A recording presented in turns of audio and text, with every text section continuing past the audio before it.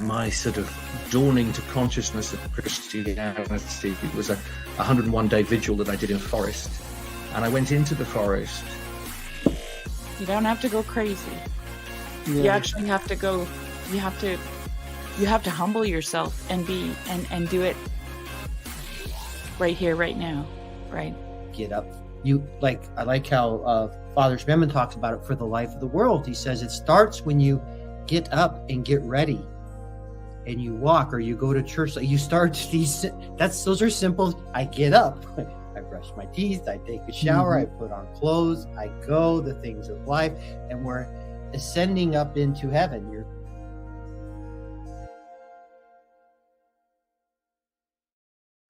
All right, a little bit of branding. Sorry for the late start. I have a very special guest.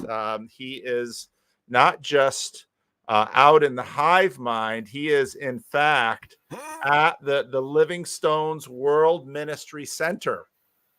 World Ministry Center. Excellent. Grizz, can you see the impressive edifice? I mean, I don't know why people aren't taking pictures of this place like they do the Hagia Sophia or the Vatican at Rome. I don't know what's wrong with that. Keep it secret, keep it safe. There you go. So Grim Grizz has landed the plane here in Sacramento, California. He flew in his private jet, and but we keep those kind of things a secret. So, and he brought some companions with him. What we have here are a good ensemble of people who have been together in person, in real life. We have broken the fourth wall, and we have survived to tell the tales. So this morning we are going to unpack. Sherry on the Mark D. Parker live stream was talking about unpacking, and I thought that was right. After an event like that, it takes a long time actually for it to sort of sink into my head. So welcome, Embody.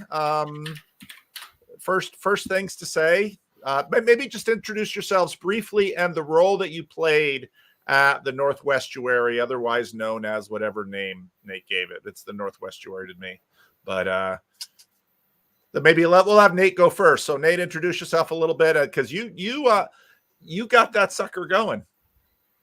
Yeah.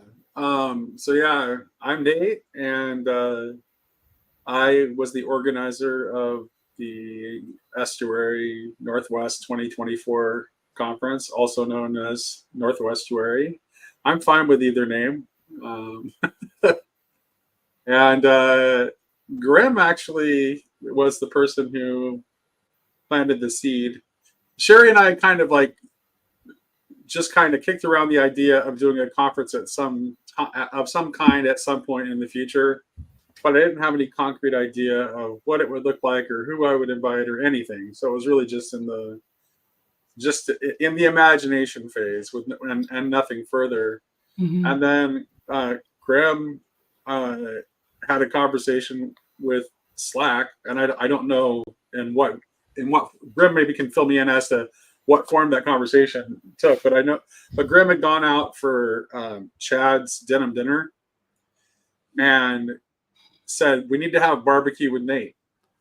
And so that was kind of like now that gave me something solid that I could start to build around, oddly enough. So I'm like, okay, I will do a conference and there will be barbecue. so I made those two decisions immediately. There will be a conference. There will be a conference, and there will be barbecue at this conference. And so then I kind of got the ball rolling from there. All right. So Grizz, fill in the rest of that story. How did I didn't know you were so instrumental in the launching of this thing. Tell us a little bit more. Everything I say that people don't understand sits in their brain for a long time and then manifests in reality. Mm-hmm. So I just let the good ideas come through, and that happened. But the barbecue really, right, was one of the, as far as these events go, that was the newest addition. Like we haven't, newest experimental protocol, if you will, right? And that was fabulous. The live stream was pretty bad from the barbecue. It's as if they forgot how to put on a show, but it was great being the hummingbird floating around to the different groups and seeing what all had arrived. It was a very special barbecue. And Sherry, you also on Mark's live stream, you talked about how you had to really work hard to get Graham there. But what was your role behind the scenes and the starting of this? Of course, you're instrumental in Grail Country, and this is very much a Grail Country event. But so, what part did you play? Well, I feel like I didn't really play much of a part, actually. Nate and Sarah Eve did the bulk of the work, and Jess, I suppose, too, in the background, with all the web page and so on. So I just kind of showed up and did my thing. I did want Graham to be there, and I can say why, because Michael Martin was speaking. And I actually told Michael this. I said, if you were just standing there alone, you would have been like a voice in the wilderness that might have just got blown away by the breeze. And I really wanted him and Graham to bookend their thoughts, together. And I, he said to me, "Graham's my spirit animal." So I think that was a good decision, and so that's how it was for me. I'm just so far away from everything. It was really hard for me to actually get my hands dirty on this one. But Nate was amazing. And I have to say, like, the spirit, which was very tangible at this conference, the spirit that trickled down into this conference came from Mr. Nate Heil. And I can say that without crying, but if I talk about it any longer, I will. I don't know if trickle is the right word. I mean, Saturday morning sort of started with a torrent. So that's right. But no, this was, and I'm not saying anything about the other conferences we had, but this was extremely well run. And part of what we're doing with the bubbling up of these events, you never quite know how it's going to go, but Nate really showed a lot of skill with this. And part of his skill was getting Jess involved. So yes, Jess was hugely instrumental in this. Jess, and I got to meet his wife. That was awesome. And she right that first day just put me right in my place. Typical mom, just like cut right in there. So Jess, you're no stranger to the channel. You're a very early rando. I was trying to figure out when I did it. It was like 2018, 20 something. Yeah. And I talked about the Book of Job. So, So what was your, because for a long time, like, I don't know where Lance is right now, but it's pretty normal for people to kind of come and go in this space. But you and Lance were talking a lot about a Kansas City event, and that hasn't happened, at least so far. So how did you jump into this event, and tell me more about the role you played? I think Nate just messaged me about, I forget what it was. It was either the website or possibly doing sound. And then I just sort of found my way into other places too, just to help out. And so did the recordings and the edits of the talks, and, like the brochure and scheduled graphic design, like stuff like that. And so I think, working with Nate was great, and I think my preferred leadership style is Christian anarchist. So he just sort of let me do whatever, and everything worked out pretty well. Super. And Luke Thompson, how would you like to introduce yourself, Luke Thompson? And I think in some ways you're the spirit animal of Grail Country.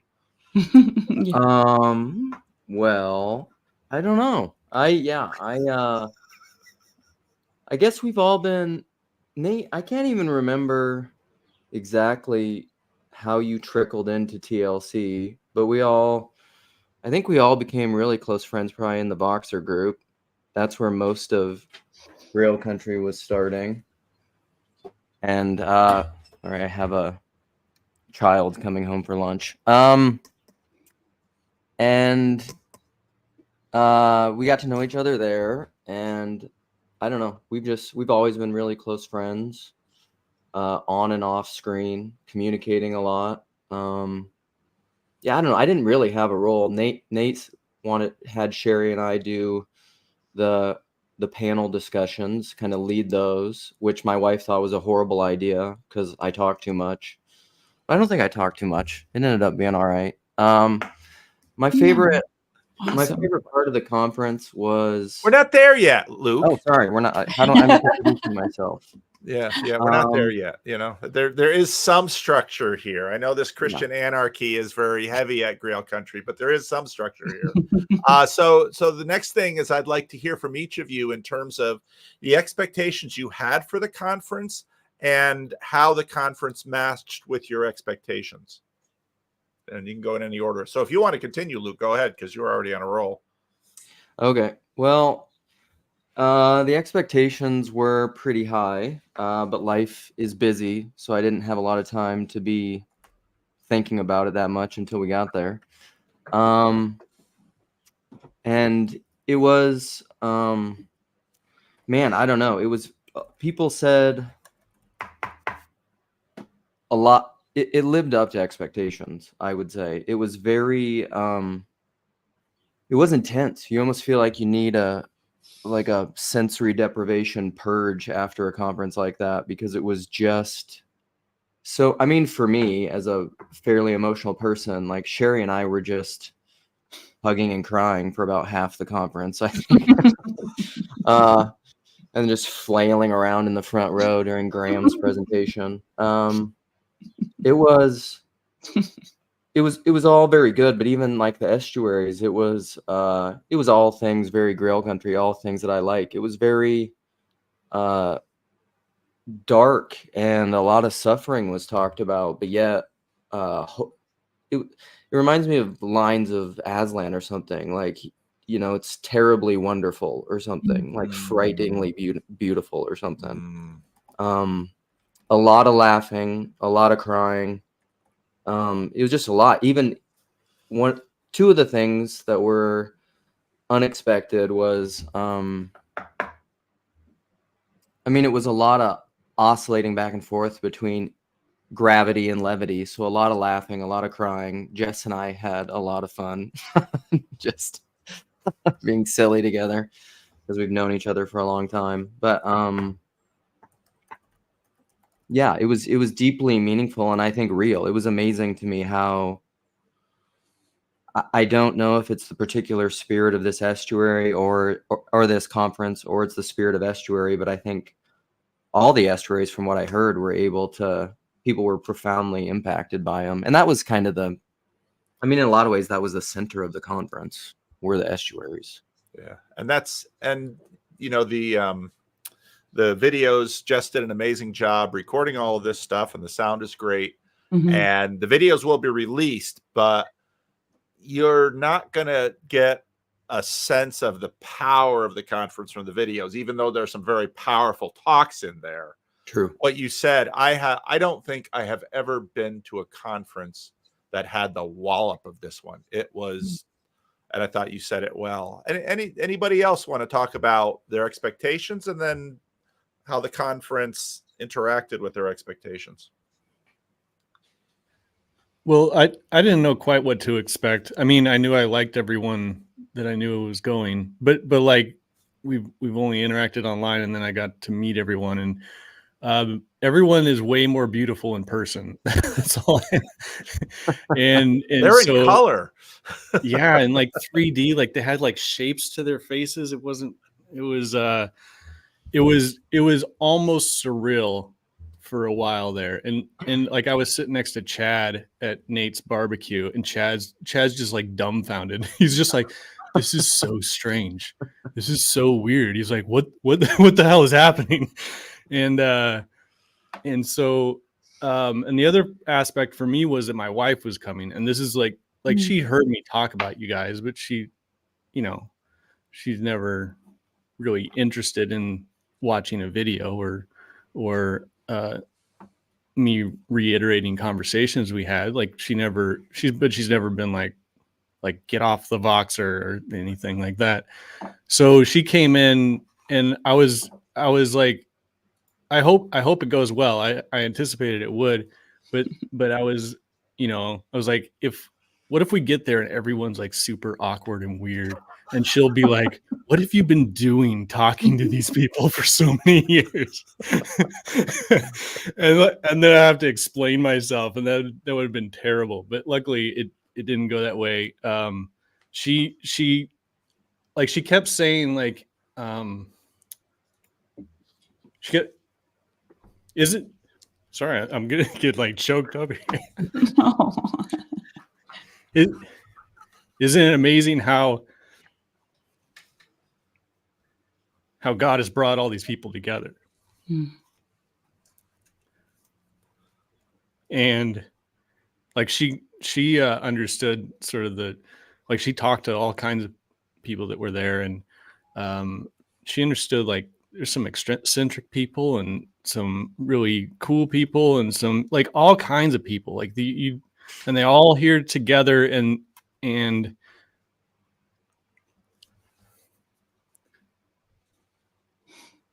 the only explanation is that God is doing something. So so I guess you could say it kind of exceeded my expectations. It was heavy. It was full of like, I don't know if I've laughed so much in my life. Like it was crazy. And then I was like stationed in the sound booth in the back. And then after one sort of heavy, poignant talk, Paul was walking by and he looks up at me and he's like, "It's all that Job stuff. It's your fault." So it fit the Job vibe, and yeah, it was beautiful. And thanks to Nate and everyone. Yeah. Anyone else on expectations? I've been to obviously a number of these conferences. I haven't been to all of them. I didn't get to the poetry one in Arkansas, which was a smaller one, but I think I've been to every other one probably. Grizz, you've been to a few now. Yeah, I mean, if you count the Symbolic World one, right? Oh, that's right. I didn't get to that one. This, I expected it to be a giant cluster. And like, I was curious about speaker distribution in the estuary groups, but it feels like on the one level, there's like, yeah, God, the Holy Spirit's moving, pulling us all together, whatever. On the other level, it felt like a corporate training thing for Estuary Inc. Right? And you mean getting grounded with Rafe? No, not any of the presentations, but like the thing as a whole was like, this is going to sprout up like 40 more estuaries back all over the world because we're training people how to do this, and that was kind of neat. Like, and then I hear from like, I'm very curious about what happened in Luke's estuary group, because all the stories I hear are like how people like got all sentimental and emotional stuff, and my group was like 5th generational warfare, and but like 3 of the people in the group they put me in were estuary pros, so I think that extracting information from me was probably the goal of that assignment. There's waterboarding, then there's estuary. Yes. How can we get it out of Grizz? I was in Grimm's group, and he freely spoke. I don't think anyone was torturing him.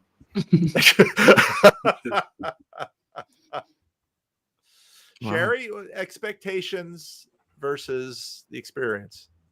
Yeah, you know, the whole time you guys are talking, I'm thinking, what were my expectations? And all I remember is my husband said to me when I was leaving that morning, he said, "Are you nervous about meeting all these people?" Because I often have like pre-jitters, right? And I'm like, "No, I'm not." And I think it was really helpful to have my sister with me. I brought my sister with me. And Lovely. the two reasons I brought her with me, one was I really wanted her to be part of the community. I wanted her to tie into it somehow. She has a very busy life, so. And then the other reason was I wanted her to see what I've been doing for like the last 6 years, you know, because I'm just like nobody in my family, none of my friends, nobody knows, right? This is like a separate world. And then for me personally, I wanted to just touch everybody. Like that's all I wanted to do. I just wanted to touch everyone. I felt like a little butterfly just going from flower to flower to flower, you know, meeting everybody. And yeah, I have to say what, you know, surprisingly, what I came away with, I've been kicking and kicking against this mother matriarch moniker for me in the corner, because it just carries a lot of weight for me, for people to call me that. Mm. Now I'm going to cry. Did you feel the role when you went there? Well, here's the thing. My sister, you know, I said, "Oh, I just can't stop hugging people." We were back at the Airbnb. I said, "I just can't stop hugging people. It just feels so good." And she said, how did she put that? She said something like, "I thought you didn't want to be a mother." And I said, "I don't." Right? A little sister fight. "I don't." She goes, "Well, then why are you acting like one?"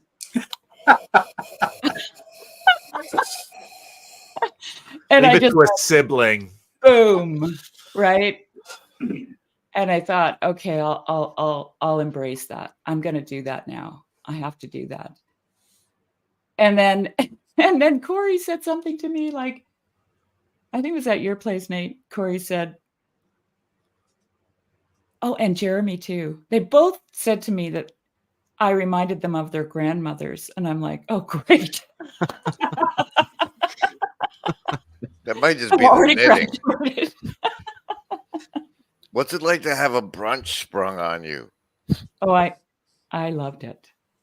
I loved it. I was like, if nobody shows up here, I'm going to cry, you know? And I went out. Actually, Slack was great. He was like my little knight in shining armor on the second day. Well, it was Slack and Grim were the first people to show up at my Airbnb, our Airbnb. And I just started throwing food on. I'm like, okay, we got to keep these people here. I need a magnet. And I know that men love food, so I'm cooking. And it was good, right, Grim? It was fun. It seemed like everybody coming into town and like getting to gather as people coming into town. Yeah. Plus getting the nice ladies at the Airbnb to cook for us that morning. It was all beautiful. It was beautiful. Yeah.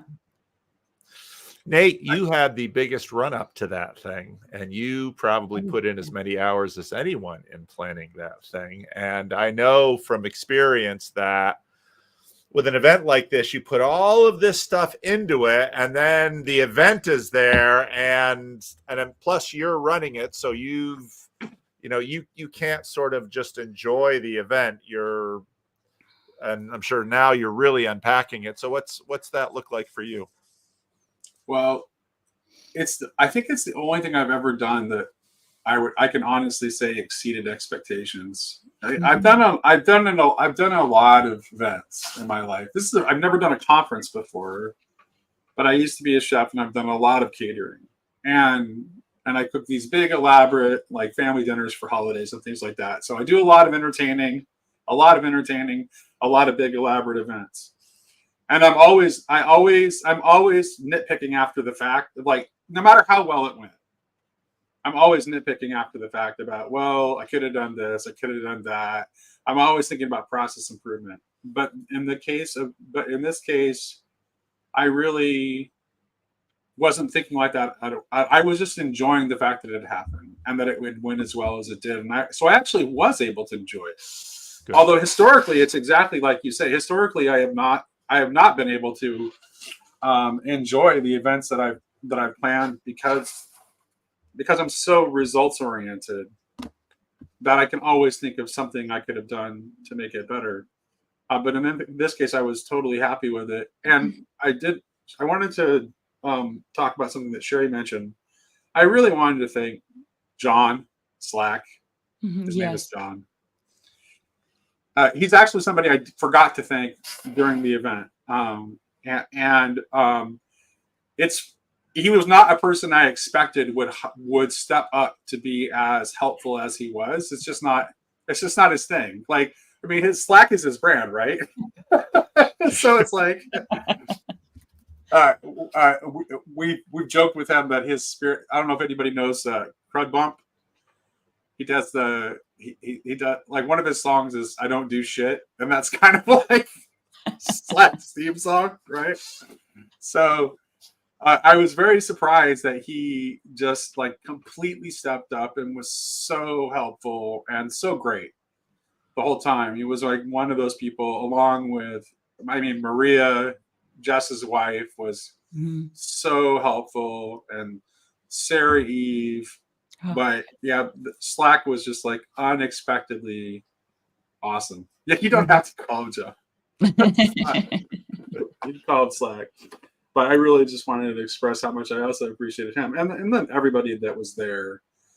I mean, it was just so much. It was just I had high expectations, but it was so much better even than I could have imagined. Yeah, you know. And I this is one where, you know, I think I really poured myself into this. Like this. I think like this event definitely was kind of a reflection of my temperament, my personality. I very much put the emphasis on hospitality and intimacy as much as possible. So home run. Yeah. Well, Nate, I have to say that Slack took me grocery shopping, and I'm like, you poor guy, you have to go grocery shopping with a woman. Well, what are you gonna buy? You're gonna buy meat, Sherry. I mean, what else are you gonna buy grocery shopping? Well, let's do a little estuary round 2 here. And what would you like to pitch in terms of this conversation to unpack this event for people who couldn't be there? Micro celebrity supernova. Oh, all right. Grim Grizz, micro celebrity supernova. Good. That's a nice. I like that in an estuary pitch. It's succinct. Of course, Grizz, you would. You know, I don't know why you don't run your own estuary. You would be killer in an estuary meeting. Anyone else got a pitch? You go around and force them and make them say pass. Yeah, I was going to actually, after an estuary meeting recently, I was going to do a best practices on estuary, sort of crowd into John Van Donk's thing, because John and I have some differences of opinion. Sherry, what would you like to pitch to the group? Oh, boy. I'm drawing a pass, blank. and I'll come back around to you. Okay, I'll pass for now. All right, Jess, what would you like to pitch to the group? The estuary sessions were surprisingly good. One thing I thought was we spent a lot of time in estuary. So I think it was like 8 hours total over 2 days. Like, it was a lot of time, and it was with the same people every time.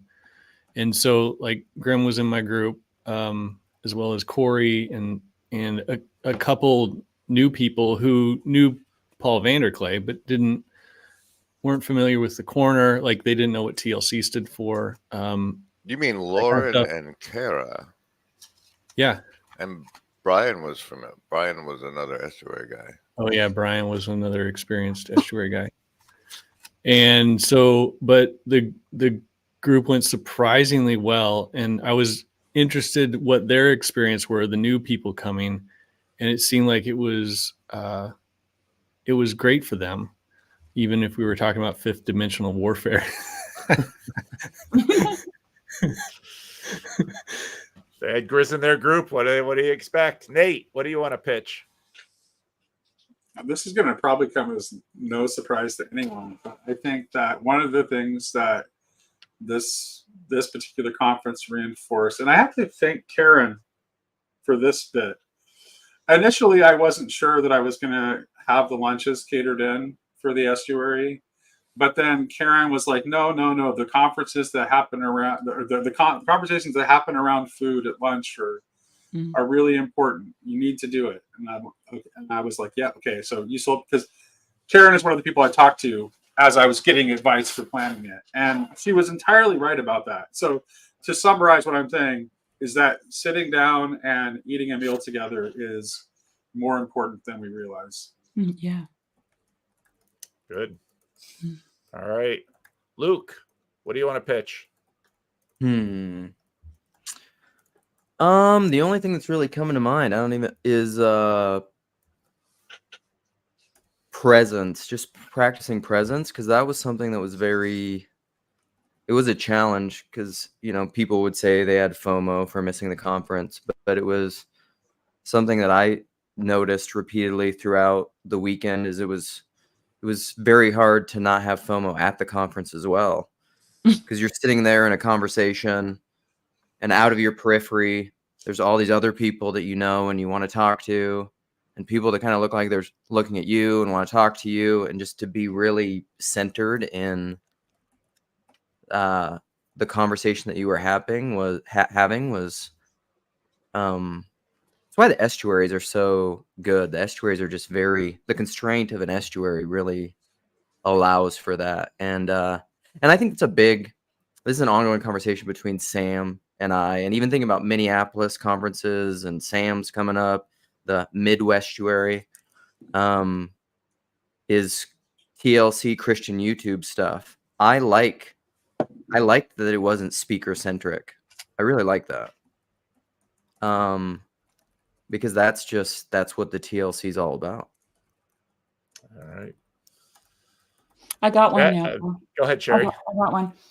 Okay. And I consider this, it was like a real privilege to be able to see the whole thing through the eyes of people who had never had anything to do with the corner. One was my sister, one was Graham Pardon. And I mean, I've always carried a little bit of a burden about the reality of this little corner, like this place on the internet. And so I'm just going to throw it out there. How real is this space that we find ourselves in, like right this minute online? And how, this is where all of this was born out of, right? And I know it's a question that has been constantly thrown up. And I've always tried to put it back down where it belongs, but to no avail sometimes. And so I want to talk about that. All right. Wow. I usually don't pitch ideas, and I won't now because you guys already put a lot on the table, but I will begin round free. And Grizz, what did somebody else say that caught your snitch? The correlation between Luke's presencing FOMO and some other guy's topic, and then how the realness of the place ties into that. All right. Jess, what grabbed your salience landscape? I don't know. I can't pass this round though, can I? No, you can't pass this round. Something were you just daydreaming? You have to confess that to us. You were just sitting there like, crap, why did I come on this live stream? When I have things I can do to make money and feed my family, and here I'm talking to these losers. I actually muted you guys so I could listen to the rest of Matthew Peugeot Go on. Sorry. No, I think yeah, what Luke said. All right. What did you say? I Like don't that, even- Luke. All right, good. Nate, what grabbed your salience landscape? Yeah, I don't like Grimm's clever wordplay that ended with supernova that I cannot remember. Micro all of. celebrity supernova. There we is go, what I'm micro taking celebrity supernova. I want to know what that means because I want to explore it more because I want to know what it means because I don't know. I really can't. I need to know what it means before I can determine whether it's important or not. So I want to know what it means. notes. All right. Luke, what grabbed your salience landscape?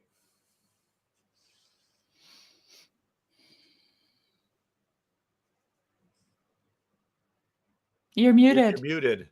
Not on the StreamYard side. We couldn't hear you. You moved your lips. Are you just playing with us? We can't hear you anymore. Corn. Luke? Yeah, corn. Oh, start signing, Luke. I mean, at least use sign language. We can't hear Sorry, you. I'm sorry. Now better? Oh, yeah. That's Yes. Talk about daydreaming. Oh my goodness. Well, I You must have wasn't. been a wonder in elementary school. Your teachers must have loved you. I was a wonder. Okay, that's what they told me. So, just how real the corner is. Yeah, that's my vote. How real. And I'm voting. I'm voting for communion around meals at the table. Okay. Mm-hmm. Well, I think somewhere a mixture of the micro celebrity supernova. Yeah, Grizz, you're deadly. Boy, Grizz is deadly. And Sherry's, the reality of the TLC and Luke's, sort of where the stage was demoted. That sort of caused mine because I'm going to try, and I know Sam says it can't be done, and I know I'm going to piss a bunch of people off. I'm doing a estuary retreat at my sister's place next month, and it's going to be severely limited in terms of people. And I know people are going to be dissatisfied with that. I have to have a process to so I'm going to start with my membership section. So the supporters get the first crack at the list, and then the no ads, and then the members, and then and then it goes out to the public. So I know a lot of people are really in favor of that hierarchy. Grizz still says I sold my supporter membership way too low, but those tickets better be $3,000 a pop. But way to work in the grift right in the middle of this fascinating live stream, man. Well done. MJ would be proud. So but as always, all the other topics will come in. So let's go, have at it. So Grizz, the micro celebrity thing was so interesting because it sort of connects with where Jess started in terms of, and I've seen this at every event we've done.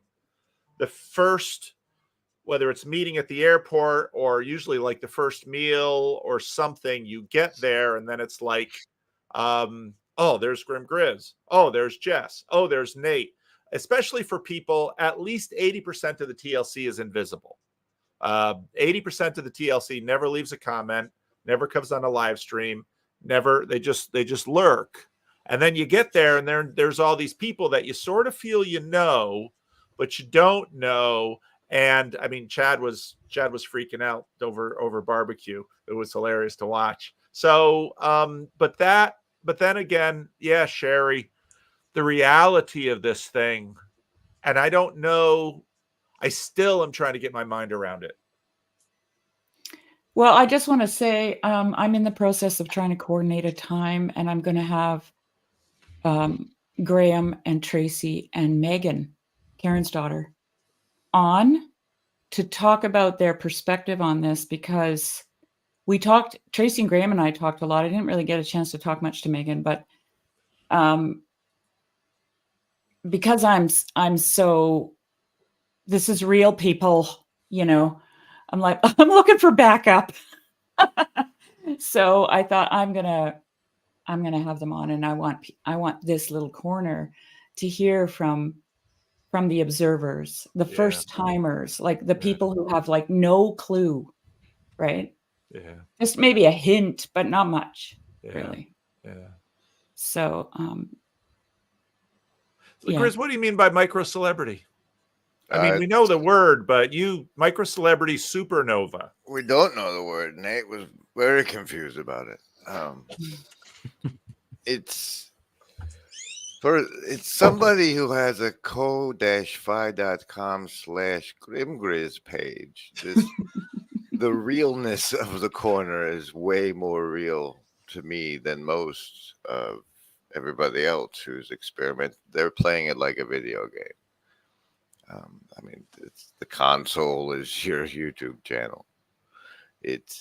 But it's when people you don't know you is the beginning of celebrity, and when like nobody outside X conditions would determine that you're tiny.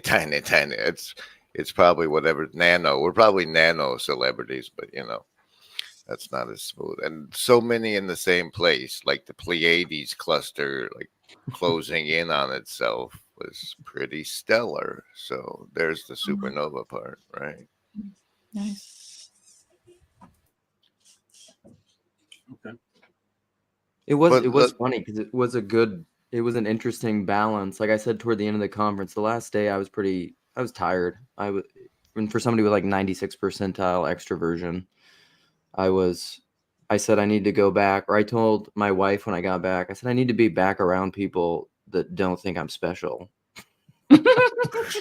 Yes. Because it was That nice. is so super true, Luke. That is Yeah. super true. I have that experience a lot. Yeah. But I mean, it's nice. It's nice to feel like for the commonality. I mean, one of the common TLC things is high in openness, contrarian, and also we tend to feel weird and like outsiders in our normal, everyday, embodied lives. And to be around a bunch of people who were like, I like the things that you say and I find you interesting and this is cool. It was just like, wow, this is not there's only so much of that I probably need. Like I'm not, need it in limited doses, which is kind of probably a little bit of the micro celebrity thing. Is that kind of like a be careful what you wish for, Luke? Yeah, moment? probably. Yeah.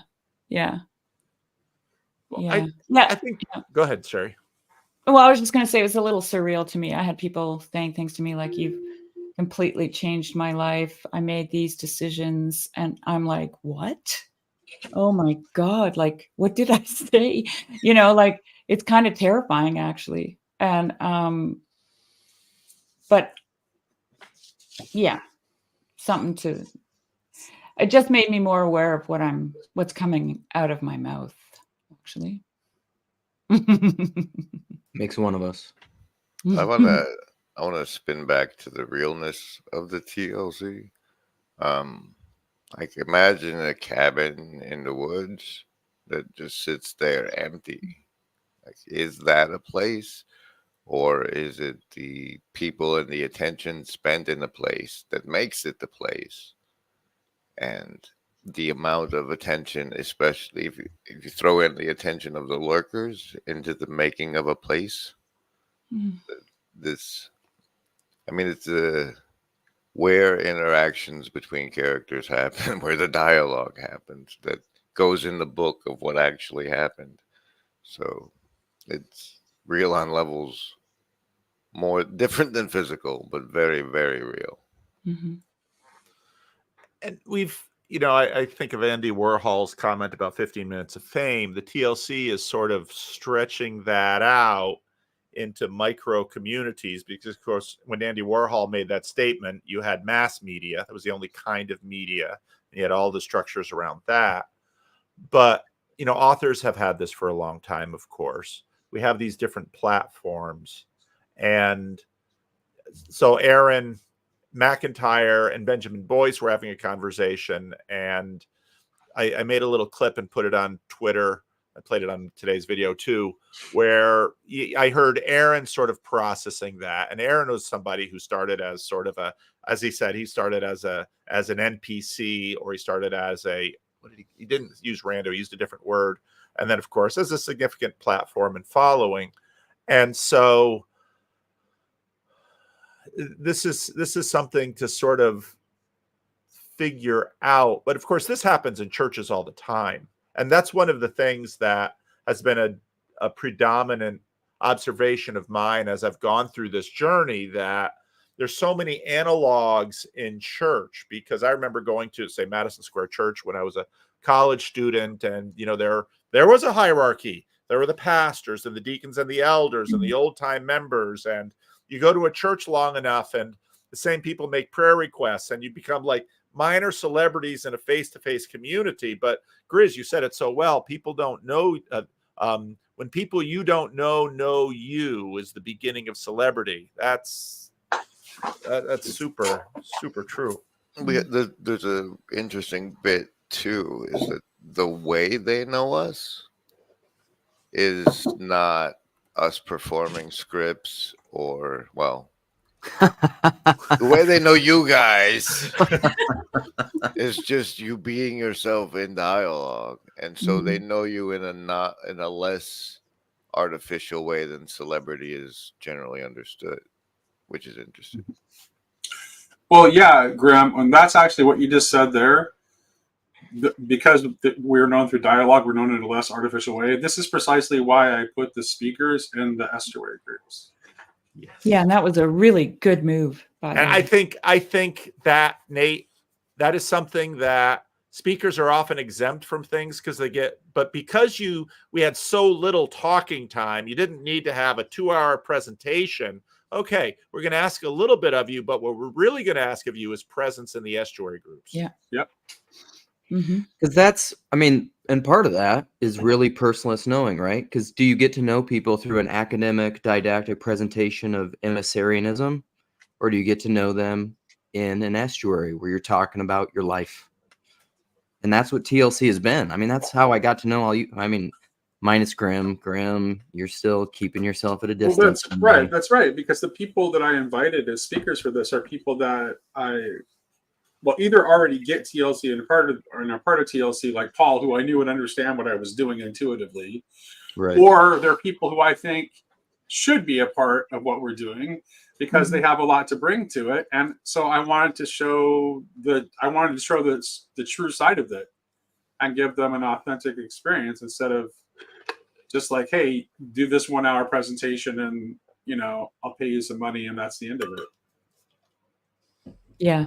No, that was genius, Nate. Well, and yeah, it was a super sneaky part of colonizing, because and even the first round here, when we talked about the fact, now, of course, Jess brought his wife, Nate's wife was deeply involved. Grim doesn't have a wife. Sherry's husband, my wife, Luke's wife, non-participants, and that's absolutely fair. And part of the thing you learn, again, as a pastor, you really have to begin to learn the modulation between your family. Your family is not your sermon illustration. You may be able to use them, but you really got to be careful with that. But to ask speakers to bring themselves into the space, and because I generally, part of the reality of these conferences is, because I'm really thinking about, how am I going to use living stones, and what sort of new thing should we carve out in this thing that we're building here. But we have speakers to a degree because that makes the conference work for some people. Because I have, it's like, it's so weird because I have estuary every Sunday morning at 9:00 at Living Stones for free. If you want to be in an estuary group with me, Sunday morning, 9:00, how's that, Brand? How's that, and plenty of empty chairs. It's not a, But you know, I do 2 whole days of solid estuary and a really cozy, nice spot, and it's going to cost some money, and you know, it's going to fill up. I don't know how many levels of membership I'll get through before it fills. So we are sort of trying to figure out how to deconstruct celebrity culture without losing what celebrity. I mean, there's no question when we look at someone like Chris Green or John Vervaeke or Jonathan Peugeot or Michael Martin, that these are exceptional individuals. And their exceptionality requires something, but it is a performance. And so we're asking them to, okay, we want you to do your little performance on stage. We know that you feel comfortable and this is your calling, your shtick. We get that. But we'd like you to come off the stage and sit in a circle with randos and participate. I want to throw in that if you pay attention to Michael Martin's presentation, he referenced like the experience of the estuary was enough for him to like it be top of mind and something he included to talk about. Yeah, several times, actually, multiple references. I noticed that too, Graham. Well, I can say that Michael Martin has actually really modeled well what it means to be celebrity. I mean, the man is published. He knows a lot of people who are, you know, well known, let's say, quasi famous in certain. Martin Shaw wrote an endorsement for his latest volume of poetry. So yeah, yeah. He edits for David Bentley Hart. You know, like, but Michael has always remained very, very grounded and part of community, and that's always been a strong point for him. Like, Michael never feels, to me, even in the online interactions, like that I first actually met him through Meditations on the Tarot, and he quickly set me at ease. Like, just, you know, I was really nervous about talking to this guy. Like, you know, he was talking to my sister at one point at the conference, and she's like, "Oh my God." He said, "Yeah, there's like the Alexandrian library in there, just so you know." You know, but he's just very real. And I think that's, at least for me, that is, it's possible. It's possible to stay really real. And I think it's actually necessary. Like when we sequester ourselves off, you know, like not having the speakers in the estuary groups, for example, we do these, I don't know, social protocols or social etiquettes that we think are, you know, should be. We can, those are things we can break down fairly quickly and fairly easily and allow for true community and true communion, you know? So, yeah. So one of the things that we're sort of trying to, what's the right word? We're trying to benefit from the dynamics of celebrity, which is an extraordinary giftedness that requires certain platforms and forms for distributing the gifts to a broader group, while also trying to mitigate the reality of celebrity, which is a lot of the nasty things that come with it. And I think actually this conference did that really well. And part of it was, of course, the selection of the speakers and that. But then again, when I think about the celebrities, even in, you know, the broader corner here, I could see Jordan Peterson, John Vervaeke, and Jonathan Peugeot easily operating well in an estuary context. Yeah, I agree. Well, that's the humanizing part of it. Like, I think mean, it would be anybody, nice for them too. Like, don't you think? I think it would. Yeah. in an estuary, people, that's probably one of the things I came away from the conference too, is just how just unbelievably amazing all people are. They're really amazing. Like, I don't know, I think Jordan Peterson has said that before. Like, if you find someone boring, the problem's you. And estuary brings that out. If you're really present with someone, listening to them talk about their lives, they're unbelievably amazing. And what struck me about Now I have a lot of questions because I'm doing 15 at this thing. And so there might be times that I split into 2 because 15 is really sort of large for one conversation. But I so noticed in the 8 hours of concentration, plus you need sort of in, out, you need breaks, you need rest, you need all of that. But the people in my group, they just were transparent. But even so, some members of the group, they started out here, and then as they could see that the people in the room could be trusted, more disclosure, more disclosure, more disclosure, letting people speak into their lives. Most people didn't, really take the bait of trying to give advice or some of these other things that usually don't work or don't work well. But I was, I should know because I do this thing all the time, but I was deeply moved by just the power of this event. And another dynamic of this is, so of course, many of the people in my estuary group knew me, and some had. Part of the difficulty for me at these events is I have to connect names and faces with their internet avatars.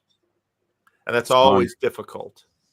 And I understand avatars on the internet is a necessary thing for a lot of people to play in this space. But, once, like, there's one person in my group, at the end, he told me, it was the last day we were saying goodbye, he told me what his avatar was. And well, now I see him on Twitter and I see him in the comment section. And a lot of people who are very low in agreeableness are drawn to this space. It's one of the things I noticed right away with the Jordan Peterson meetups. And people who are low in agreeableness, the way those people work in, you ready to come back in, Grizz? You can vape in there. Rick does it all the time. No, I was state of California. I was wondering if Living Stones had a bathroom. Oh, did you find it? No. Oh, across the sanctuary. Don't pee in the urinal. When you start peeing in the urinal, you'll see exactly why. But there are 2 bathrooms across the sanctuary and a door on the other end. All right, thank you. I wondered if Living Stones has a bathroom. So where was I going with this? The community of the disagreeables. There's a lot of that in the TLC, and disagreeables. I think that's part of the man-woman dynamic in the TLC too, is that women are higher in agreeableness, men are higher in disagreeableness. And there are a lot of disagreeable men in this space, and they say what they think, which I personally love. I don't care if a man says all kinds of shit to me. If I have a sense that they're speaking truthfully to me, honestly to me, I'll bypass all the insults. I don't give a shit about that. But you handled that very well in the Jacob live stream, by the way. Paul. Yeah. I don't care if people call me an asshole. I mean, and that's a reality. Grim might get a sense of it. I mean, I get people threatening my life on a regular basis. They're homeless people, and that's what they do sometimes. But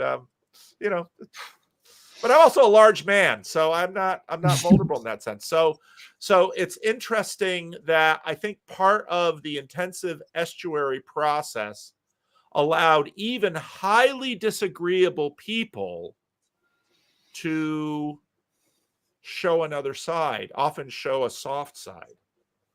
I think people are disagreeable when it comes to ideas, but when they're with other people, what are you going to argue about? When someone's talking about their life, their testimony, this is the rando's heart. What are you going to argue with? Or you're giving them a hug. It's like, yeah, no, that wasn't great. You know what I mean? Like it's yeah, I was just mentioning this on the Grail Country Discord yesterday. You know, I'm really asking the question, how do we get out of the head space in a virtual space?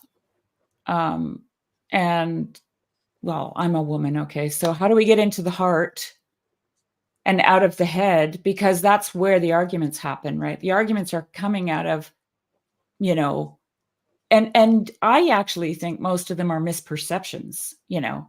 That's why people end up having to define their words and, you know, get into the nitty-gritty of the thing, because everybody has a perception of how they see the world. And I mean, I don't know. The only thing I can come up with is stories and poetry. You know, we need more stories, we need more poetry, we need, you know, but of course that's, you know, that's not everybody's thing. So, but that will be my future contribution to this space, for sure. Well, but no, but the poem or a story though, Sherry, you can communicate something in a way that is, they don't make an argument, right? A poem or a story can show you something. Like McDonald says, it wakes something in you, right? And it resonates, because I've been talking about this before, but the biggest problem we have in communication, and I'm not talking about special people, I'm talking about every person, is getting our meaning across. And a story is so multivalent that it means something to everyone who hears it. It doesn't mean the same thing, but it means something, right? And so, and I'm happy with that. It's like, you know, when I gave my kids birthday parties and I had little party bags for the kids to take home, you know, here you go, kids, everybody take your party bag and go, you know, you hear the story and you get the party bag and you go home and you let that just, you know, weep into your life. Right. I think where we can get though, this is Jess and I have been talking about this with non-dualism, is I think it's possible. I think this is what Jordan Hall means by transcendent mind, what I mean by iconic thinking. I think you can get into the multivalence of propositions too. It's just a different way of being. But the question was, how do we bring in the heart? Not like the fancy things you do with words is also neat. The only thing I had was like, if you bookend your purpose, like, hello, as we gather here today to talk about the thinky brainy things, we do it in the spirit of love and compassion, and then like close with something like that. Otherwise, it's just got to come out through the people while they're doing it. Well, I think, Sherry, that was what made this conference different and impactful more than any of the other conferences we've had so far, is people got to the level of the heart. Yes. And of course, Nate and Rafe, you know, certainly, you know, threw testosterone on that little mission, or gasoline on that fire. But you know, this conference, it was interesting because the savings throws that are in the membership section, some more grift going on here. In the membership section, I captured Grim Grizz doing his savings throws for the conference. All the other things got very high savings throws. Heart was terrible. I always pick Heart, so I pay attention to Heart. Heart was like terrible. So the whole conference lost its savings throw for Heart. And so the mind control was fast and furious at this conference with respect to Heart. That's the access route. Well, I want to throw in Rod's here's Rod's question. For any panelists, do you think of Estuary as an essentially religious project, or where's the second one? You had two there. Or what? Did I lose it? I didn't see a second one, or not, I think or whatever. Yeah. Or whatever. Okay, so yeah, because that is another deep theme going on here, and you know, the video I released Thursday morning, Heather Hying, in that Dad Saves America conversation, like many of my friends are, you know, they're really interested in religion, and that's Rafe Kelly's. My right brain says I'm a Christian. My left brain looks at my right brain like, what? You know, how could you betray us like this? I want to. We should take that meme, of the girlfriend, and the new girl is Christianity, and the right brain says, and the left brain is like. So I know mostly not working. You'll have that on Twitter within minutes. I know you will. Well, I'd like to tackle this first because I don't have an estuary, and I told Paul in Mark Parker's live stream that I had misgivings about estuary, and I know Nate and Luke and Jess can all testify to that when it first came out. Nate, you converted me, by the way. 8 hours of estuary. Nate gets an achievement badge on colonizing like you wouldn't believe from this conference. Yeah, but Rod, I actually thought it was an essentially religious project, and that's what gave me my misgivings about it because, just for personal Sneaky reasons. pastor tricks, that Vanderclay. Sneaky pastor tricks. That's right. And I don't think that's what it is. It's creating a space, and I've been thinking about it more. It's creating a space in a world that has lost its ability to commune. I don't think estuary would take off the way it is if we didn't live in the times we live in. Like, people have actually stopped talking to each other because they're afraid to reveal their party affiliations, how they feel about the climate crisis, what the vaccine meant. There's just so many dividing lines in our culture today that nobody can openly speak to each other. They talk about the weather, right? Instead of the crush we all have on Luke Thompson. So anyway, I just wanted to give my 2 cents because I was actually there. And I'm not there now. And that's like, you just moved a mountain, Nate, just so you know. Well, I'm glad that you changed your mind. Although I would answer this question that it is essentially religious, but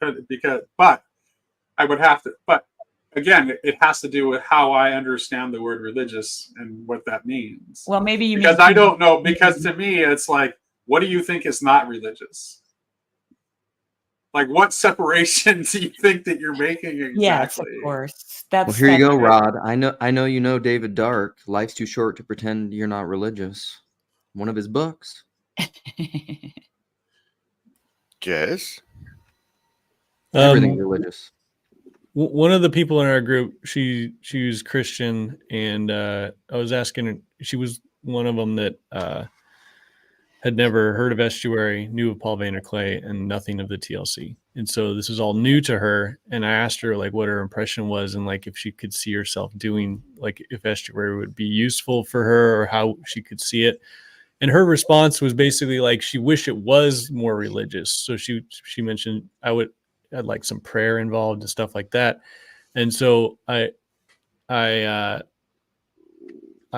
remember Paul had talked about, he said this once to frame it, and it always stuck with me, but estuary is like a service. You're providing a space for people to think. It's like a food bank. So there's Bible studies and there's prayer meetings that you can be a part of. What estuary is not really that. It's this other thing. And as a service. And so with that framing, I said that to her, that's kind of what the point is. And she immediately got it. It was like, okay, yeah, that makes sense. But yeah. Could I just say one thing, Paul? No, Cher, you can't.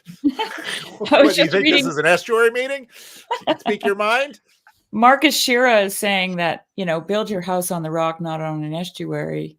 It's not essentially religious. And it took me back to when you said, Paul, that you never saw people go so deep before. And when you were talking about that, I was thinking, when that's happening, people are being healed. And I don't know if they know that that's happening to them, right? But that is what that is what community and communion, true communion with other people does. It heals us. And as far as I'm concerned, that is what God is doing. So, yes, Nate, religious. I agree with you. But then again, back to what I said earlier, we all have our own perceptions of these words, right? And so what does that mean to each and every one of us? For me, it meant, you know, being you know, cut off, you know, treated badly. You know, it meant a lot of things, right? That that I had to get over, you know, and I think that's why John Vervaeke is trying to develop his own lingo around these things, because it's like he said in his Meaning Crisis series, these things have become so ossified that they actually become the ground upon which we walk, but we need to revive them. And so he says religio, right, instead. So yeah, that's all I wanted to say. In Estuary grew out of my frustration with church. Really. In that I saw something that needed to happen, and it does happen in church. For example, I talk about Madison Square sometimes, this church that I went to in college. We had healing services. And what those healing services was a Sunday night, and there were prayer, you know, there were teams of people who would pray for you, and there'd be some anointing oils, a little quasi, you know, charismatic, but mostly what happened was, you know, there was music playing and you would sit there and pray, and then you could just go up and people would pray for you. And that was a powerful thing. But we're dealing with a deeply a culture that has turned to secularism because they couldn't stand a lot of religious bullshit. And so let me read. Sherry mentioned Nate had seen what I'd written for CRC Voices. Oh, good. It's it's good. Your typical person here, and this is hard for people to describe, to kind of picture, because again, most of this is invisible. Your typical person here probably 8 years ago was a skeptic or a nun or a dun. Now many are in churches, and as one speaker said, I'm amazed that my right brain, that with my right brain I say I'm a Christian, but my left brain is still shocked to hear it coming out of my mouth. Now, many people. How many people at that conference are now going to church? Maybe 50, 60%, which is a big number for Pacific Northwest, especially. But even many of the people going to church, I had many conversations where people, you know, they said, like you said, Sherry, they said, thank you, because I'm going to church. But I feel often in church like a fraud because I don't believe all the things. I have real doubts. And it's really awkward because I go to church. Churches are like, you know, starving babies. They grab anything that they think might feed them. And so, okay, you're going to be on the council. It's like, I'm not even sure I believe in God. Doesn't matter. You're in leadership now. So many are struggling with singleness, loneliness, skepticism and doubt, desire to fully give themselves to faith and the church, but still sort of nursing old wounds and doubts, struggling through trauma from parents' divorces or their own divorce. Many very smart people wrestling with the meaning crisis. Many people there have made real progress in the last 5 years. Lots of testimonies about that. But they came ready to use the estuary process to dive deep and learn from each other. The whole conference was broken up into estuary groups of 6 to 8, and everyone, including the speakers, participated. I told Len Vandersees, Len, you would have loved the whole thing. I don't know if I've experienced a conference with so much power, not just powerful speakers, but powerful things happening with people participating in these small groups. And so the power did come from the bottom. The power came not because speakers were transparent, which they were, but because people opened up themselves. And what that led to was a powerful movement, I'll first say, of spirit, and I do think of the spirit, where people could work on their healing. And so we had in our group, we had one person that about 3 or 4 hours into it, disclosed, actually, I'm a therapist by trade. And I thought, oh, and we talked about how I actually have a fair amount of therapists that contact me in deep frustration about their trade. And I'm a pastor in deep frustration about my trade. And he was talking about, the healing that he needed. And was this really like therapy? No, because there's no expert in the room. Mm-mm. And that isn't, again, to demean. I mean, someone could ask, is estuary, does estuary belong to the domain of therapy? Because when you're really asking the question, Rod, you're asking, does it belong to the domain of church? And that's why I've always said estuary is church adjacent. I want churches to host these spaces, and this is Vendonk and I, when we talk to churches, this is the negotiation we have. It's not really a negotiation because it's a hard line with us, is that you could take the estuary protocol and use it for your Bible study. Sure. But if you're going to have an estuary, if you're going to use that word for it, it needs to be church adjacent. And that's why I don't open and close with prayer. As hard as that is for me, at the end of the 8 hours, I so wanted to close our group in prayer. I so did, but I held back. Raj closed our session with the Lord's Prayer. So how about that? We have a Sikh closing this session with the Lord's Prayer. Did he really? That's amazing. It is.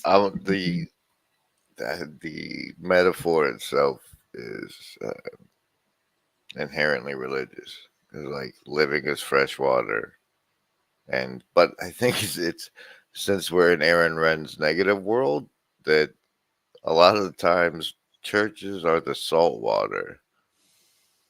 I don't know. There is. Nailing it again. It seems like they need the life. Like you said, they're hungry. They'll eat you up if you just go into the church, right?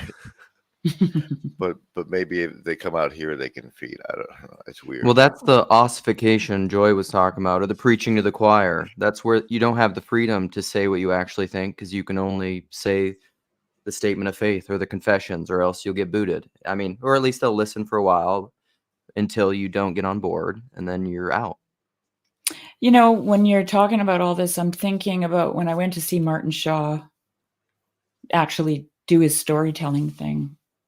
And I was with a woman who was in her 70s, and she was from an evangelical church. And so for her, it was like, she was like, and afterwards, she was really impressed with it. Like, not just the storytelling, not just the show, but the content of the stories, the audience participation, the way people were impacted, the number of diverse people in the room. And she had a religious experience, right? And we were hashing that out over and over again together. She was trying to figure it out. I said, to her, listen, for millennia, human beings gathered around a campfire and told sacred stories of their exploits, stories of their fears, stories of their hearts, right? That's church. That's what church is or should be. And that's why it feels like church should be, right? And I think that's actually, just listening to you talking about, Paul, I was thinking that's what's happening in the estuary groups. The only thing that's missing for me is a campfire. An actual campfire. Well, in the talk I gave in the 2023 Breakwater event, I noted, and you look at the Orthodox, it's like the liturgy, the liturgy, the liturgy. You look at the Catholics, it's the Eucharist, the Eucharist, the Eucharist. You look at the Protestants, it's the preaching of the word, the preaching of the word, the preaching of the word. And I think we're coming into a new era where it's the communion of the saints. Oh, beautiful. Yeah. Yeah. We're working our way through the Apostles' Creed. Perfect. That's very good. Well, no, I think that's right. Yeah.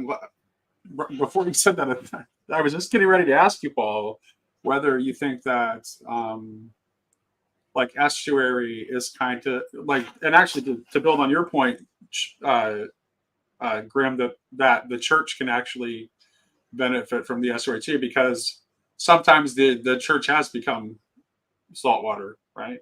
And needs some fresh water infusion from outside itself. And there's a way in which like estuary is kind of like showing a potential future states of the church, right? Because I don't think like does anyone actually think that 200 years from now that we'll still be doing church in the same way that we are now? That seems highly unlikely. Church will continue to be done, just like the Orthodox are Right. there, and the Yeah. I mean, there still be the layers, Right. which is really wonderful. We'll still see all the layers, like all that land Grizz is going to drive through on his way back home to Oklahoma. But this is the layer that the secular culture needs now for the leaves or for the healing of the nations.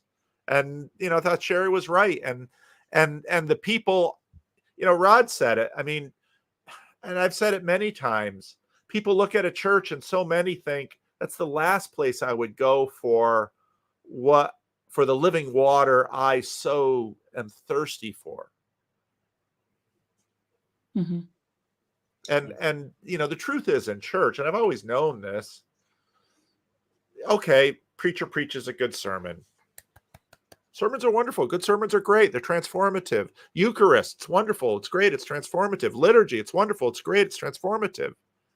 Church is not a building. The church is not a resting place. The church is the people. It's the little song you learned when you were a kid, if you were anywhere around church. Yeah. Well, I think, it's interesting, Paul, because you actually lead estuary yourself, and the rector of my church is deeply involved with our estuary group. So I think there's some people seem to have like this sense of what estuary is doing and the need that it's filling. Mm-hmm. And I just hope that more people, more pastors, more rectors, more priests start to see that and welcome estuary into their spaces. Is that what you were modeling? Were you modeling your hope for the future of the church by including all the speakers in the estuary groups? Well, I don't know if I was consciously doing that. No, I don't think you were consciously doing it, but no. Somehow I think it trickled in there, Nate. I certainly was. I mean, I will say this. I will say that if you wanted to like tie what I was doing together, like in terms of like the hospitality aspect and putting the speakers into the estuary groups, I think you could use the word communion to summarize what I was attempting to do. Of course, for sure. Well, this gets to your topic of communion around a table, right? Like, yeah, like when you said that, I mean that it's like my illustration of the campfire as a church where sacred stories are told, and those stories are of course personal, right? The hunting trip, the childbirth, the this, the that, right? And then this, either the first or second part of that campfire is eating together, sharing food. Right. Yeah, and also campfires do not scare me, and it does not cause me to burn the barbecue. I'm actually quite good with live fire cooking. Nate, that meat that you serve, Nate, that barbecue, all the food at that bar. Again, I told you, I said I have grown up eating the greens of women who learned how to cook greens in the South on wood fires. So if you're going to serve greens here, it had better be good, and it was good. So, but did you get any of the rhubarb pie? I did. It was good too. He did. That rhubarb pie was insane. Karen did not want to miss out on rhubarb pie, so I had Ella make a second rhubarb pie to take out Friday night for Karen and the speakers when I made them dinner. Okay, if anybody in the audience wants to ask a question, I will drop the link at 12 at the top of the hour for I'll call it the fishbowl, where all of our speakers, if they've got to go somewhere, they can be released. Any of you want to stay, you can stay. Those who want to come in can come in.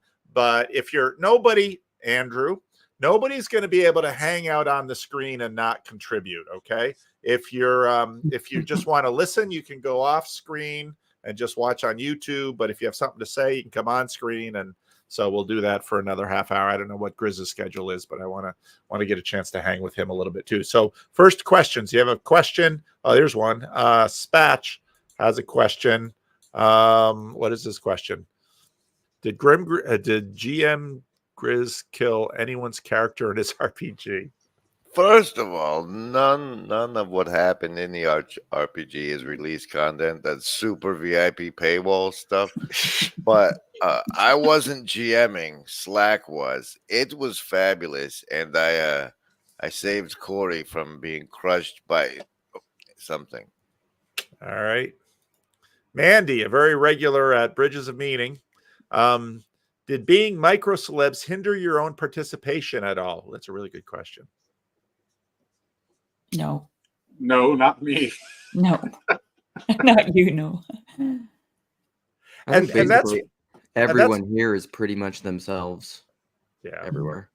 But that is a good question because, for example, when we do conferences with Vervaeke and Peugeot, it is. I mean, you will get a feeding frenzy around these guys, and it can be a problem. And so I think that's part of what. And so we're going to be. I mean, not only are we playing with a lot of things in this corner, we're also playing with conferences now, and 80 was a really nice size.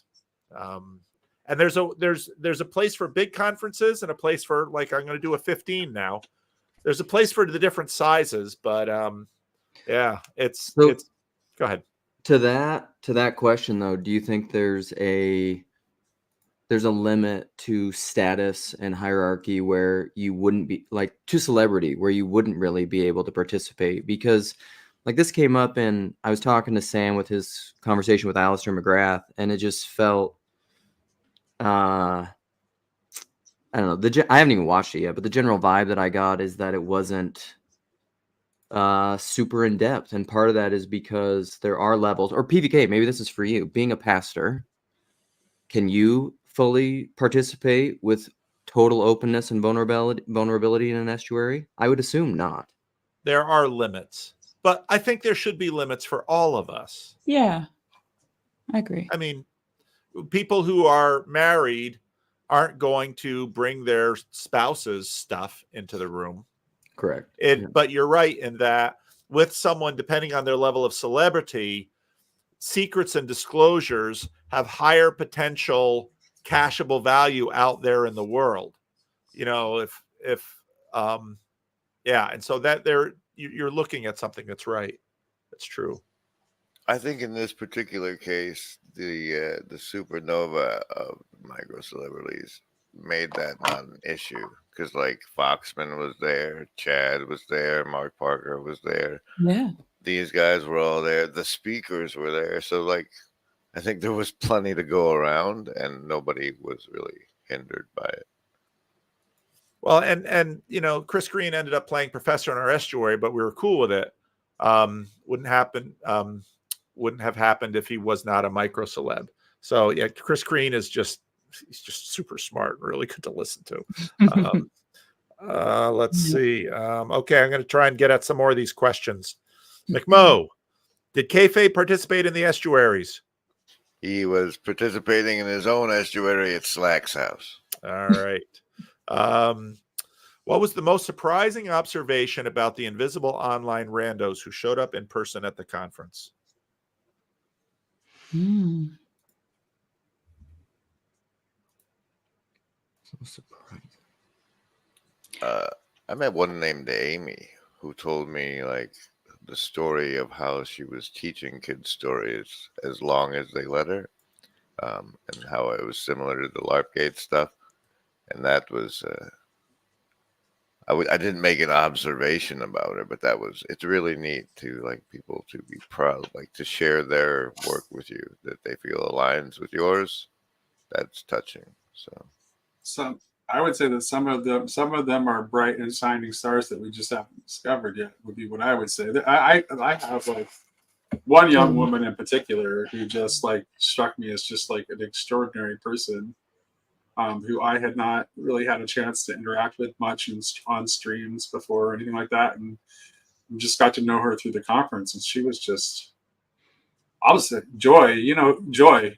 I mean, Joy, show up more because you're amazing. My goodness, you have so much to give to this space. Mm-hmm. So, yeah, I agree.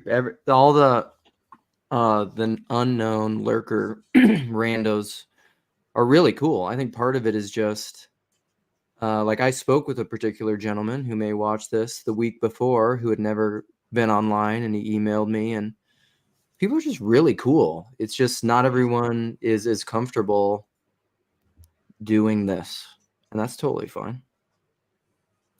All right, Rod Hare wants to know, yay or nay on rhubarb pie as part of the conference liturgy? Always at the VIP events, not part of the liturgy for the conference. Don't give away the grift. There you go. Matthew asks, the healing you all talk about, for whom, from what, to what? I saw that question, and I wanted to put it in these terms because I did say when there's when healing is happening, we're not always aware of it. And it reminds me of the balm of Gilead, right? It's just like, it's something that is applied in that setting that just works its way in and knits things together for people. And it takes time. And not everybody is actually aware of what just happened to them. Yeah. But they know something has changed, know? Well, I've talked to a lot about this with Lance. And Luke too. This is Luke's whole thing about divided man. Like for me personally, one of the things that Jordan Peterson had an effect on me was like I had this divide between religion and science, basically, or my faith and then the material facts on the ground or something. And he just smashed those together. There wasn't a divide anymore, and that whole experience was healing. Like that, and you can say it was all up in the idea world, but it was. It was profoundly personal for me and very, very real, to like transformative, really. And so one of the things that Estuary facilitates is the ability to just talk through these things. And when those integrations happen, it's literally a healing event. All right. I want to just throw out the low-hanging fruit of people being healed from the notion that I don't have anything worth saying, nobody will listen to me. Yes. Yeah. Those beliefs. Mm-hmm. Cassandra notes, I would like an introvert's review of the estuary experience. My read is that most of everyone that participates is very talky. I think a lot of people that go are introverts. I am an introvert, Cassandra, just so you know. Yeah, I'm an introvert too. Maybe not as introverted as others, but we had several introverts in the group. But the way that estuary is structured, so you go around, introduce yourself when people are new, then you go around, everyone says something as a topic, then you go around and then you say something about someone else's topic. That whole sort of leveling experience sort of gives every introvert a chance to speak. Gives it even like levels a little bit of if you had a celebrity in your room, or it kind of levels that as well, because everyone gets a chance to talk, and some people talk a little longer than others, but not really. So that whole thing that starts the estuary process really helps introverts get into it, and plus group size when it's 6 to 8, 10. Yeah. My son Kenneth, who participated, is extremely introverted, and he really found it very rewarding. And he's like a real introvert. In fact, he did have to like not go the second day because his social battery was just like completely overloaded. But he really did have a good time, and he re-engaged again. There was some folks came over in the evening on Sunday, and we're hanging out. That were people that he had met, including Sherry, and Sherry was there. Graham was there. Joy was there, and he came out again, and just he really enjoyed that experience too. So it's definitely for introverts. All right. Do any of you have plans to make pilgrimages to estuaries of those you met at the event? Yes. I actually have made promises that there are some estuaries that are starting up that are geographically close to me. I have made promises to go and show up when they start up their estuary. Yeah, I will. I will be. President Foxman is starting an estuary in Bellingham. That's so one of the ones I promised to be at. Yep, I'll be there November 10. Yeah, and to help President Foxman get going. All right, Aaron wants to know how to begin thinking of organizing a 50-50 Europe-U.S. estuary festival. What would be a good neutral location? Canada. Greenland? No, I'm just kidding. Rural British Columbia. Yeah. I'd say, probably like the UK is the most intermediary. Actually, geographically, it's Iceland. Just so you know. Oh, okay. 5 hours to cheapest and Iceland, easiest 5 way to hours. do it? Bahamas? Bahamas? Bahamas seem in between. Bahamas. Yeah.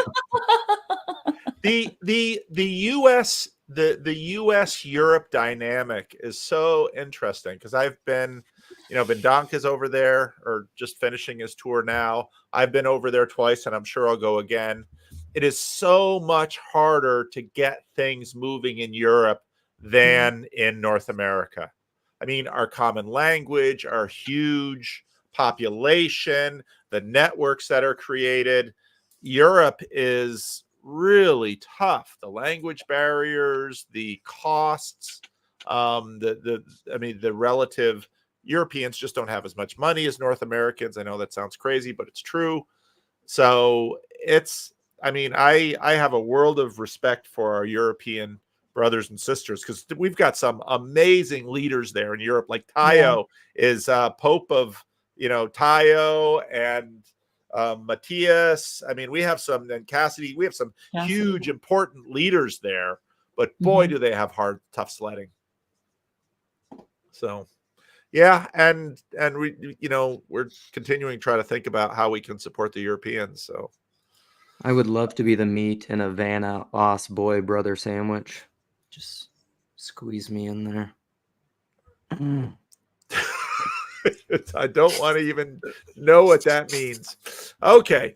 Are you aware of other estuary-like efforts groups? How would you work with such a group in your town when it comes to community protocols? We would rumble it out like the newscasters in Anchor, Maine. That's right. Kill them with tridents. It's interesting. Chad, of course, found the House of Ill. I don't remember this other group but also Megan Doms. I was amazed when I listened to that podcast and discovered that Megan Dom was doing basically similar to what I'm doing in Connecticut. She's doing that with women, and they don't have an estuary protocol. They bring in speakers. So there was a thing going through the church for a while called the Unconference that in some ways was similar, where they wanted to sort of de-emphasize the stage and emphasize. A couple of people recently have pointed me to Michael Putz out there. I want to shout out to Michael and Warren Mills, who brought me to Australia a number of years ago. M. Scott Peck, The Road Less Traveled. Oh, yeah. M. Scott Peck tried to create a similar thing out in churches of groups, T groups, I think Warren called them. And so there have been a whole variety of efforts to do similar things to this over the years. But I think but I think part of what's unique here is that we have sort of internet and local. That's sort of unique about what we're doing. And this emerged out of real relationships first. It wasn't just like an institution that then tried to cultivate the relationships in some kind of abstract way. Go ahead, Sherry. Well, I think you'll find this kind of interesting, Paul. I don't know if I've ever told you this, but when I lived in Switzerland, I'm trying to think what year it was that we started doing it. It was about 1994. We started, a friend of mine who was a musician, and him and I did music together. We decided to bring in Christian bands who weren't like overtly Christian, if that makes any sense. Yep. To neutral venues, like not church venues. right? But like we'd rent a space, and we had this one space in this one town in Switzerland, which was, for all kinds of events, right? And we did that once a month. We brought in musicians and had concerts, and we kept it like very neutral as far as like any kind of Christian message, no prayers, no nothing. It was just in a concert. And then just before I left to come back to Canada, he started doing a Sunday like that at it was a venue that was kind of known. They have this in Switzerland, they call them alternative people. They were like hippies, I guess you'd call it. They had their own venue for stuff, and he held it there, and it was breakfast and music and lunch, and that was it. And there was nothing Christian about it. And that really, I think it's still going today, actually, still happening there. And then my neighbor to me here, she has a YouTube channel. She does this, it's called Little Mountain Ranch, if anybody's interested. And it's just like farming, homesteading, canning, gardening, all that stuff. But her and her husband are Baha'i, or were Baha'i, came out of a Christian family, have been Baha'i for like 20 years. During COVID, fell out of love with the Baha'i faith. And then we're just kind of floating around going, what's happening? And got together with a Jewish guy, a Muslim guy, an atheist guy, right? A Christian guy. And just at their home.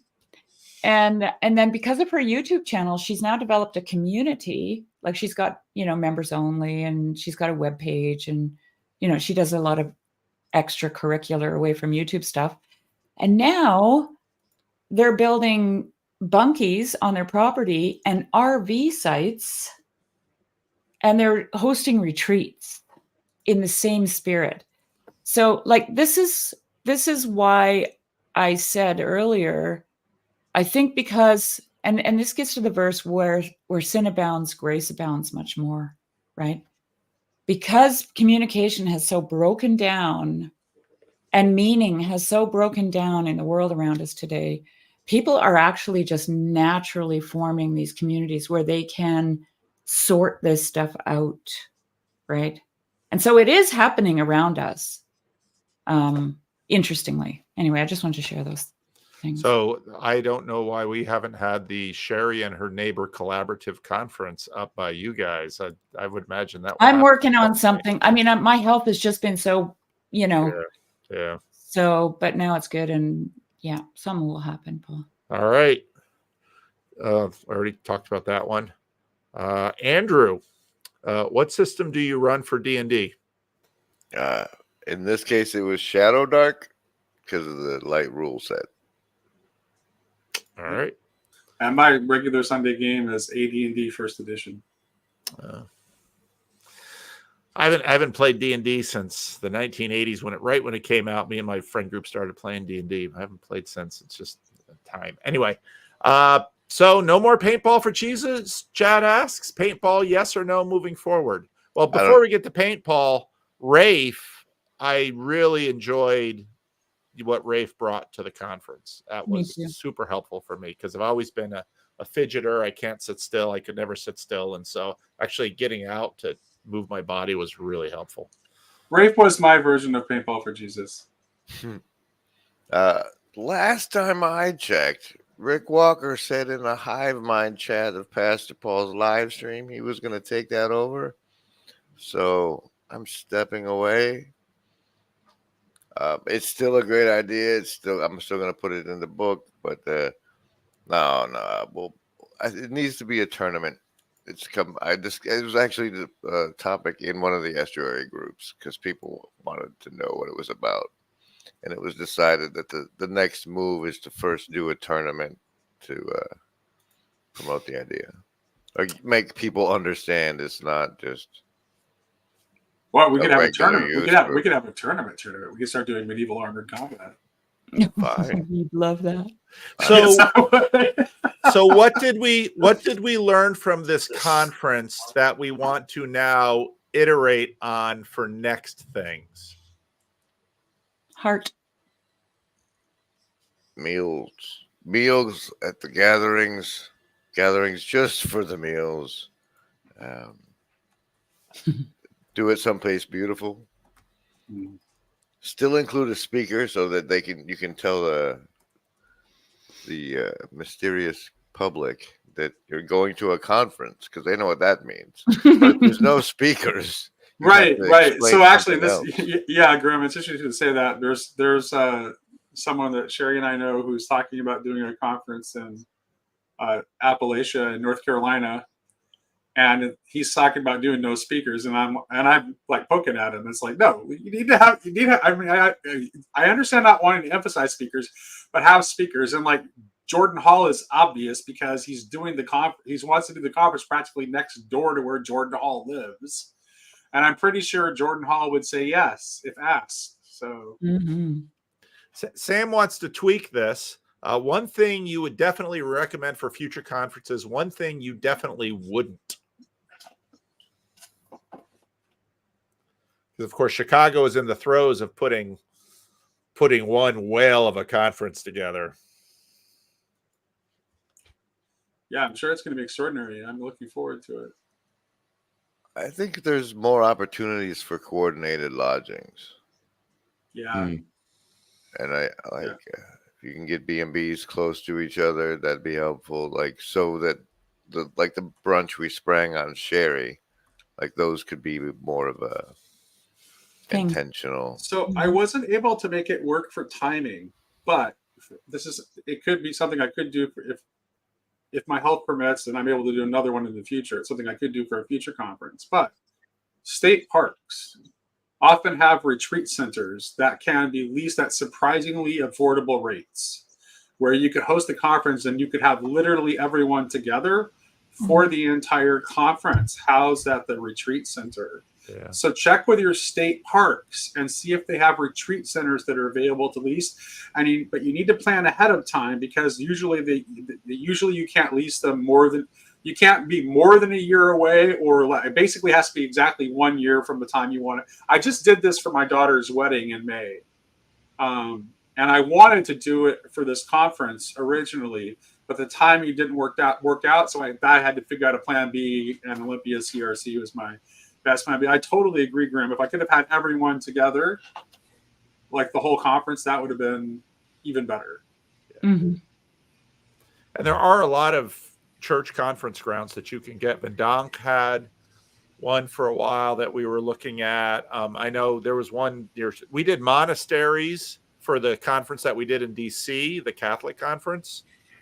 So yeah, I think the housing thing. So for like at my sister, there will be camping. There's a bunk room. There are nicer rooms, and there are other Airbnbs and hotels in the area. But with my sister's event that we did in 2018, all of us stayed, or most of us stayed right there the whole time. And that affords, so you have your session schedule, and then you have your meals. And my sister is going to have some really great meals for us. So part of the reason I do this at my sister's place is she's super hospitable, and it's this 18th century farmhouse, and she has a whole YouTube channel on decor. So she loves decorating, and it's going to be a really, really cush thing at my sister's place. There you go. I just keep advertising this thing, Grizz. And if you want to send Grim Grizz there, you should donate at ko-fi.com/GrimGrizz now, because he's pricing that at least $3,000. Boy, I'd better tell my sister to put an extra 0 on the website. So Sam, he said you didn't answer the question. Lodging, what else? I think, I'm one of those. You want to have your cake and eat it too. It feels like more downtime would be good, but that's impractical for people traveling and stuff. It's just too much time. And more, because I would have loved, and that's probably why where you're having it is really key. I mean, Olympia was beautiful, But then somebody said you should have it by an actual estuary. There are actual estuaries there, but you weren't able to. Yeah. I wasn't ton of able to go see any because I was too busy talking to people the whole time. Well, I would say, Sam, I would say you should maybe keep in mind what Nate did with the speakers, the length of time the speakers spoke, and the number of estuary meetings that we had, because I think that was really, really key to building that depth of fellowship that we experienced there together. I was talking to my sister about it on the way home, and I said I was really glad that it wasn't speaker heavy, and it was really centered around being together, and so that would be my. But it depends on what you want to accomplish there, right? Like if you really want something to be shared, like if you want a speaker to really lay out his. Also, Sam, I just want to hit me up anytime, and we can set up a time where we can meet and we can talk, because I am ELC's conference liaison. So if you want to meet and like brainstorm ideas for the conference, I'd be happy to help out. It's literally my job. And it's, I mean, the size thing for venues, Mark Van Heidsma's church, the Olympia CRC, was the perfect size for this conference. Chino, which is definitely a decent sized campus, was a good size. Now Chino might build. John Van Donk has been trying to talk them into building sort of an estuary wing on their church, and so it could be that Chino gets to level up and have even a bigger group. But I know the church, another CRC church in Chicago, churches tend to have large, main stage places and not enough breakout spaces, and so it's really a tricky thing going up. When I do some Living Stones things, it's going to be small because I don't have a lot of main stage space, but actually we do have a fair amount of breakout space in this church, just the way this church was constructed. So I'm still got to think about how to get Living Stones in the game here. But all right, first let me thank all of Sherry and Luke and Jess and Grizz and Nate for coming on today and sharing this. And I am going to drop the link, and each of you are released if you need to go or want to go.